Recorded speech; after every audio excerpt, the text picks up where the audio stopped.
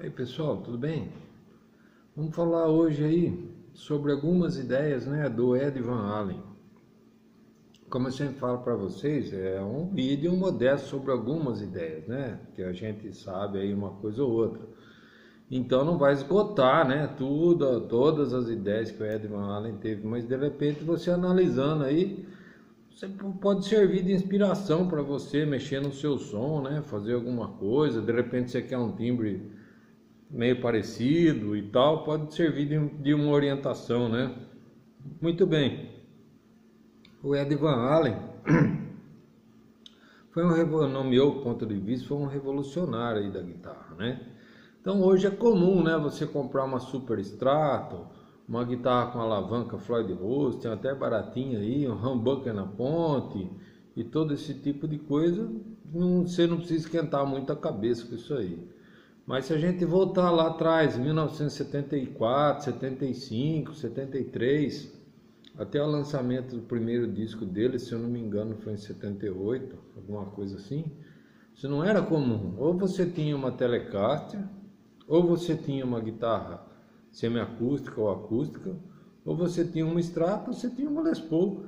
Quer dizer que você não tinha assim alguma coisa que se assemelhasse a uma Stratocaster com humbucker. Não havia, entendeu? Então existe uma diferença entre você ir hoje no Mercado Livre, dar um enter lá e segunda-feira ter uma Super Strato embaladinha na sua porta, né? Naquela época não tinha isso, você entendeu? Você tinha que, se você quisesse alguma coisa diferente, você tinha que se virar com o que havia, né? Então, hoje parece muito fácil você ver isso aí, né? Você entra aí no Mercado Livre, você entra aí na Amazon, sei lá na onde aí, você dá um enter lá e chega um monte de coisa na sua porta aí pelo correio, o correio te traz, né? Você não precisa vender um rim para comprar isso aí. E vou comprar uma Super Strato, vou comprar um phaser, ligar antes da distorção, e vou comprar uma cabeça Marshall aí, qualquer coisa, e pronto, já tô, mas na época não era bem assim, entendeu? Então a gente tem que ver esse equipamento de acordo com a época, né? E o conceito que havia na época. O conceito que havia na época era você tocava com uma Strata, você tocava com uma Les Paul. Praticamente é isso, entendeu? E o que o Van Halen fez? Ele pegou, não contente com o som da Stratocaster, ele colocou um captador de Gibson na ponte da Strato dele. Mas isso é fácil hoje, mas na época ninguém tinha pensado, não é isso aí? Então é uma coisa que ninguém pensou, ele foi lá e pensou e fez. Então, gente, vocês precisam entender o contexto assim da época, né? Outra ideia dele, então ele pegou um captador de Gibson e colocou na ponta de uma Stratocaster. Aí ele começou a usar a alavanca da Fender de uma forma bem agressiva e viu que aquilo lá desafinava. Aí ele começou a pensar em alguma coisa que se assemelhasse a uma Floyd Rose, né? Começou a bolar alguns cédulos com travas e tal, para que a corda ficasse travada. E aí ele viu que aquilo desafinava, então ele já começou a bolar alguma coisa que se assemelhasse a uma microafinação. Então, gente, hoje é fácil, você entra no Mercado Livre, como eu falei, e compra, né? Você não está contente com a sua Stratocaster, você quer trocar a ponte dela, você leva no luthier ali da esquina, que hoje tem um monte de gente aí, uns bons e outros não tão bons, e coloca, troca a ponte da sua Strato. Mas na época não tinha isso, então ele mesmo fez, né? Então a gente tem que entender esse contexto aí, né? Outra coisa dos amplificadores, por exemplo. Então, hoje você tem um amplificador, eu tenho um amplificador aqui da Laney, que ele tem GPS, identificador de chamada, ele tem antena, PHM, FM, quer dizer, é um negócio que tem tudo ali, né? Você tem botões com dupla função, você tem um atenador de potências, tem volume 1, volume 2, volume LED, volume clean, ritmo, volume para solo. Isso aí não tinha na época, entendeu? Ele tinha um cabeçote plex que tinha grave, médio, agudo, volume. Não sei nem se tinha master, acho que nem tinha master. Aí você tinha um canal que você entrava de um jeito e um canal que você entrava de outro. Aí o pessoal começou a jampear os dois canais para eles funcionarem ao mesmo tempo. Mas ele para distorcer um plex, ele tinha que abrir o volume do plex num volume inaudível. Não tinha condição de ninguém ficar dentro da sala. Para você distorcer um plex sem nenhum pedal de overdrive, sem nada, você tem que pôr ele num volume absurdo. Simplesmente é um negócio que não dá para você usar num lugar pequeno, numa jam, não tem jeito. Acidentalmente, o que aconteceu com ele? Ele pegou, ligou um plex que era preparado para receber 220, ele ligou numa tomada 110.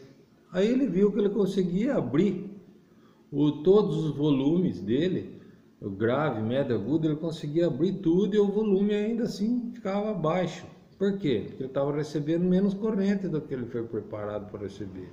O que ele bolou? Falou, nossa, vou pôr um variac de voltagem no plex. Porque daí eu vou diminuindo a voltagem, né, deixando ele quase, né, vou diminuindo a voltagem dele e vou aumentando o volume, eu consigo todo o som do pré, consigo distorcer ele num volume que eu não mato ninguém aqui na sala, entendeu? Mais uma ideia dele. Outra ideia dele é mudar raio de escala, então começou a usar escalas mais flats, né? Ele mesmo fazendo. A Wolfgang que ele fez, os captadores eram parafusados na madeira. Então é um negócio que tem que tomar cuidado para fazer também, porque se for uma madeira ruim, uma base muito ruim, mata o som do instrumento, e depois não tem como você ficar regulando muito a altura disso aí.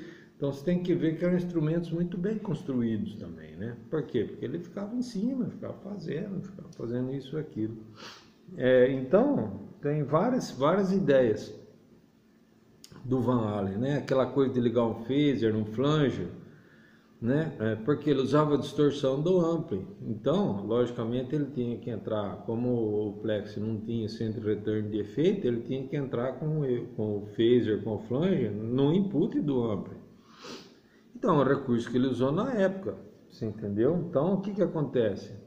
O phaser ou o flanger fica antes da distorção, porque você está usando a distorção do ampli, entendeu?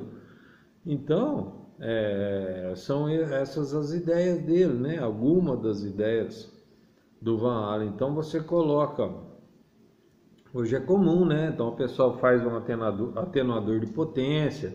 Então você tem o seu cabeçote, você não quer aquele super volume no lugar que está tocando. Então você tem um atenuador de potência, você pode colocar um variac no variac de voltagem, né, no seu ampli. Então você vai diminuindo a voltagem dele, vai aumentando o volume até ficar legal. Então essas são as ideias do Van Halen. Então se você voltar isso em 1970 e pouco, 70 e alguma coisa, você vai perceber que perdão, era um outro contexto, né? Era um outro contexto, era uma outra época. Hoje é normal, que nem eu falei, você entra no Mercado Livre, você entra no Amazon, alguma coisa, você clica lá, esse material chega todo na sua casa, você paga no cartão, você vê o que você quer fazer. Mas na época não era bem assim não, tá? Não havia. Então existe uma diferença, né? Você saber tudo isso aí hoje e você inventar isso aí lá atrás.